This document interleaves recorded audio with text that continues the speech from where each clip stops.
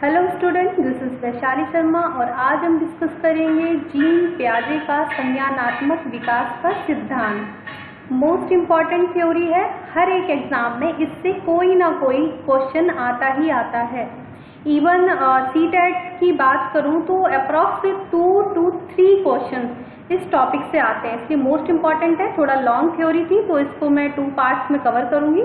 Part 1 आपका ये है, इसके बाद मैं सेकंड पार्ट बनाऊंगी जिसमें इसके स्टेजेस के बारे में डिस्कस करूंगी। तो स्टार्ट करते हैं जीन पियाजे के संज्ञानात्मक विकास का सिद्धांत। सबसे पहले आपको जानना जरूरी है कि संज्ञान होता क्या है, संज्ञानात्मक विकास का सिद्धांत क्या है। तो संज्ञानात्मक विकास का सिद्धांत संज्ञान का विकास मीन्स टू से जो आपके मस्तिष्क का विकास होता है उससे संबंधित है कि बच्चे किस तरीके से सोचते हैं, कि अपने संज्ञान का निर्माण किस तरीके से करते हैं। तो यहाँ पर आप देख रहे होंगे संज्ञानात्मक विकास बच्चे के बौद्धिक विकास में शामिल चरणों और प्रक्रियाओं को संदर्भित करता है कि बच्चे कैसे कैसे किस किस स्टेज में कैसे सीखते हैं और क्या प्रोसेस होती है। बच्चे बड़ों से थोड़ा अलग सोचते हैं। अलग सोचने का मीन्स ये नहीं कि वो नेगेटिव सोचते हैं, कुछ गलत सोचते हैं। अलग सोच से मीन है कि वो अपनी चीजों को अपनी तरीके से डील करते हैं। पियाजे जी का मानना है कि जो बच्चों का बौद्धिक विकास होता है, कॉग्निटिव डेवलपमेंट होता है, वो स्टेप्स में होता है, कुछ स्टेजेस में होता है और वह कुछ अलग प्रकार से सोचते हैं और अपनी समस्याओं का हल निकालते हैं। पियाजे के सिद्धांत के अनुसार वह ये भी मानते हैं कि जो बच्चा है वो अपनी मानसिक संज्ञानात्मक संरचना के साथ ही जन्म लेता है। साथ के साथ उनका मानना ये भी है कि बच्चे का जो बौद्धिक विकास होता है, कॉग्निटिव डेवलपमेंट होता है, वो अधिकतम विकास उसका 14 से 15 साल तक हो जाता है। संज्ञानात्मक विकास से संबंधित हम बात करें तो पियाजे बच्चों को लिटिल साइंटिस्ट बोलते हैं। पियाजे जी ही थे जिन्होंने सबसे पहले बच्चों पर कॉग्निटिव डेवलपमेंट की थ्योरी दी। इनको हम चाइल्ड साइकोलॉजी का फादर भी बोलते हैं। तो इस टाइप से इससे रिलेटेड क्वेश्चन आते हैं। तो सबसे पहले हम इसके स्टेजेस को डिस्कस करें तो उससे पहले हमें कुछ कीवर्ड्स को जानना होगा कि क्या क्या होते हैं। लाइक स्कीमा आपका बहुत बार एग्जाम में पूछा जाता है। साम्य धारण, साम्यावस्था, असाम्यावस्था, संज्ञानात्मक संरचना, अनुकूलन, आत्मसातीकरण, समायोजन। इसका इंग्लिश भी इसमें दिया हुआ है। मेरे लेक्चर्स इंग्लिश हिंदी दोनों लैंग्वेज के लिए होते हैं कि आप जिस लैंग्वेज में कंफर्टेबल हैं वो आप समझ सकें। तो यहाँ पर हम डिस्कस करते हैं स्कीमा को।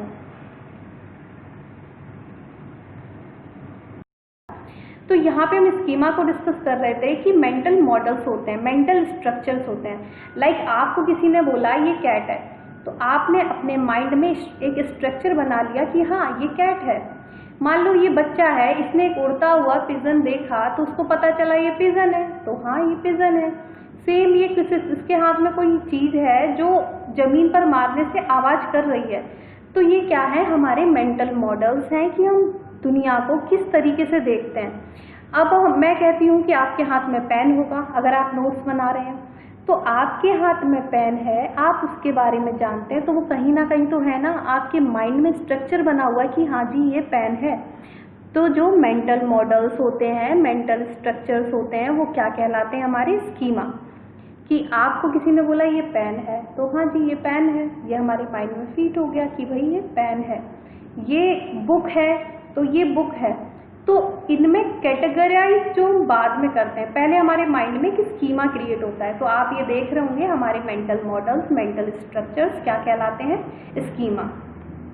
अब इसके बाद जो स्कीमा होता है उसकी भी माइंड में एक प्रोसेस होती है, ठीक है। बेसिकली ये अडेप्टेशन होता है कि हम कैसे अनुकूलन कर रहे हैं, अडॉप्ट कैसे कर रहे हैं चीज़ों को। क्योंकि जो स्कीमा होता है, स्कीमा हमारे माइंड में जाता है, हम चीज़ों को ऑर्गेनाइज करते हैं और उसे अपने अनुकूल करते हैं। मेंटल स्ट्रक्चर हमारे माइंड क्या कर रहा है, एक तो ऑर्गेनाइज कर रहा है और सेकंड क्या कर रहा है, उन्हें अडॉप्ट कर रहा है। अब ये जो प्रोसेस है वो एडेप्टेशन की है। तो सबसे पहले हम क्या करते हैं, एसिमिलेशन मीन्स आत्मसातीकरण। फिर क्या होता है, इक्विलिब्रेशन, साम्य धारण, फिर कोई एक न्यू सिचुएशन आती है, फिर क्या होता है डिसइक्विलिब्रियम, ठीक है, फिर लास्ट होता है आपका एकोमोडेशन।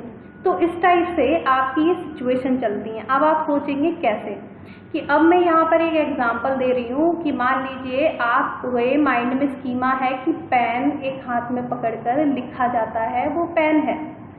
आपके सामने एक पेन पड़ा हुआ था, आपने उठाया, आप लिखने लगे, मीन्स वहाँ एसिमिलेशन हुआ, आत्मसातीकरण हुआ। अगर आपने जो सोचा, आपका मेंटल स्ट्रक्चर जो था उसी के अकॉर्डिंग चीज़ें होती हैं, तो वो क्या हो जाती हैं साम्य धारण, मीन्स टू से बैलेंस हो जाती है, क्लियर हो जाती हैं, कोई प्रॉब्लम नहीं है भाई, हाँ इसको पेन कहते हैं, पेन मिल गया, पेन चला रहे हो, पेन है। बट न्यू सिचुएशन, अब एक बच्चे के सामने एक स्केच पेन पड़ा हुआ है, ब्लू पेन का, ब्लू कलर का, तो अब न्यू सिचुएशन वो स्केच पेन है। अब यहाँ पे बच्चा उसको उठाता है और कहता है ये पेन है, तो वहाँ पे क्या होगा, आप कहोगे नहीं ये पेन नहीं है, तो उसके माइंड में क्या हो जाएगा, कंफ्यूजन हो जाएगा, डिसइक्विलिब्रियम। ये असाम्य अवस्था क्या होती है, बेसिकली कंफ्यूजन की सिचुएशन होती है, कि आपके सामने न्यू सिचुएशन आई, आपने प्रीवियस सिचुएशन से जैसे उसे कंपेयर किया तो कंफ्यूजन क्रिएट हुआ कि मैंने तो ब्लू कलर का चलता हुआ पेन समझा था, बट ये तो कह रहे हैं कि ये स्केच है। तो यहाँ पर आपको बताया जाता है कि एक जो इस टाइप से चलेगा वो पेन कहलाएगा, और इस टाइप से जो कलर होंगे तो वो क्या स्केच पेन कहलाएंगे। तो यहाँ क्या हुआ, एकोमोडेशन हुआ, समायोजन हुआ, ठीक है। आई होप आप समझ रहे होंगे। हम एक और एग्जाम्पल लेते हैं यहाँ पे उन्हीं कीवर्ड्स के थ्रू। आपको किसी ने बताया ये कैट है, ठीक है, आपके माइंड में स्कीमा बना। एसिमिलेशन मीन्स आपको किसी ने बोला कि ये भाई कैट थी, आपने कहा हाँ जी ये कैट है, बट आपके सामने आ गया टाइगर, उसी टाइप से 4 पैर हैं और कुछ सेम सेम सा दिखता है, आपने कहा यहाँ पे क्या बोला, ये कैट है। तो यहाँ से जो ये सिचुएशन आ रही थी, आपको ये कैट ही दिख रहा था, तो एसिमिलेशन हो रहा था। तो वहाँ पे क्या होता है आपका साम्य धारण, कि आपने इक्विलिब्रेशन किया, आपने वो चीज़ समझी। बट अब यहाँ पर आपको दिख गया टाइगर, तो यहाँ पे आपने इसको देखते ही बोला कैट, बट आपको ये बोल रही है नहीं बेटा इस टाइप से लुक होगा और 4 पैर और ये सब होंगे तो इसको हम टाइगर कहेंगे। तो अब यहाँ क्या हुआ, एकोमोडेशन, समायोजन हुआ, कि उसने दोनों स्कीमा को अपने माइंड में ऑर्गेनाइज किया। अब सेम यहाँ कि आपने कभी बताया था कि एक चिड़िया होती है, अब उसने एरोप्लेन को देखा, अब चिड़िया ही दिखी तो एसिमिलेशन हुआ, जो साम्य धारण की अवस्था आई। बट उसे जब एरोप्लेन दिखा तो असाम्य धारण की अवस्था आई, वो कंफ्यूज हो गया कि नहीं ये तो नहीं है।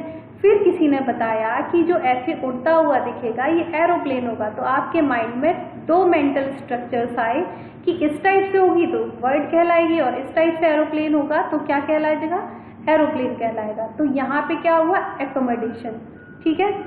तो अब हम अगले को देखते हैं। आई होप आपको ये समझ में आया होगा कि एसिमिलेशन, कोई भी चीज़ जो स्कीमा है उसी के अकॉर्डिंग आपको जो चीज़ें दिख रही हैं, कि कैट है, कैट ही दिखी तो सिचुएशन कैसी हो गई, बैलेंस हो गई, क्लियर हो गई, साम्य धारण हो गया, इक्विलिब्रेशन हो गया। बट न्यू सिचुएशन आई आपके सामने कि नई परिस्थिति आ गई, तो वहाँ पे आप कंफ्यूज हो गए। कंफ्यूज हो जाने की कंडीशन में आपको किसी ने बताया नहीं ये ऐसे होता है और ये ऐसे होता है, तो वहाँ पे आपका समायोजन होता है, एकोमोडेशन होता है, ठीक है। तो आप यहाँ भी एक एग्जाम्पल देख लो, ये स्कीमा था कि भाई ये एक बजाने वाली चीज़ है, अगर हम फ्लोर पे से मारेंगे तो ये साउंड करेगी। एसिमिलेशन, उसके सामने एक चीज़ पड़ी हुई थी उसी टाइप से, उसने ज़मीन पे ठोकने लगा, वहाँ पे आवाज़ आने लगी। तो यहाँ एसिमिलेशन, यहाँ पे क्या है, इक्विलिब्रेशन है कि सिचुएशन साम्य धारण की अवस्था में।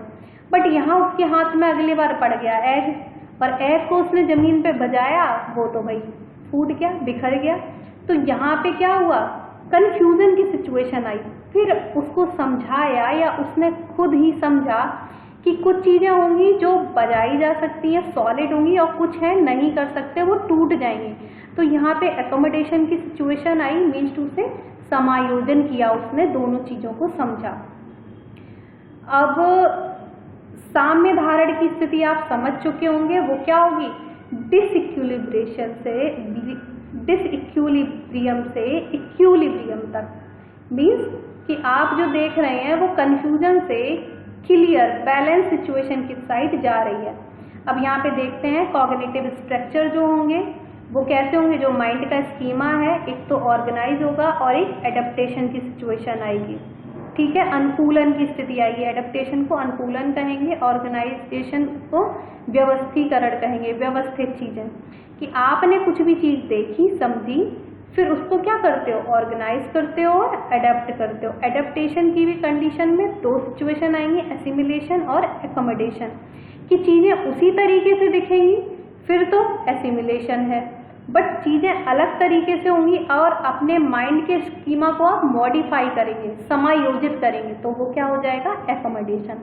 एक और एग्जांपल ले लेती हूँ आपके रियल लाइफ से ही। कि मान लीजिए आपने देखा कि एक बच्चे को आपने बोला लंबे बाल होंगे, और लंबे घर में जो वो देखता है लंबे से बाल होते हैं और इस टाइप से लुक होता है, वो लड़कियां होती हैं।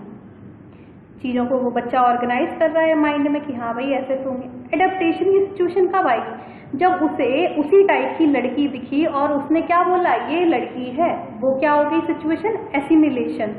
बट अब यहाँ पे एक लड़के ने भी बाल बड़े कर रखे थे, तो यहाँ पे अगर उसने उस लड़के को देख के बोला कि ये लड़की है, तो वहां पे अगर किसी ने बताया कि नहीं बेटा, बाल बड़ा होने का मीन यही नहीं होता कि लड़की है, ये फिजिकल स्ट्रक्चर भी होता है उसका, तो वहां पे वो अपने स्कीमा को मॉडिफाई कर रहा है, ऑर्गेनाइज कर रहा है। तो सिचुएशन कैसी आ रही है, एकोमोडेशन की, समायोजन कर रहा है वो, ठीक है। तो आई होप आपको ये लेक्चर समझ में आया होगा। कोई भी डाउट होता है वो मैं आपको कमेंट सेक्शन में आप कमेंट करिएगा, क्लियर करती हूँ। इसका सेकंड पार्ट होगा, उसके साथ में प्रीवियस ईयर के क्वेश्चंस को डिस्कस करूंगी। Thank you so much.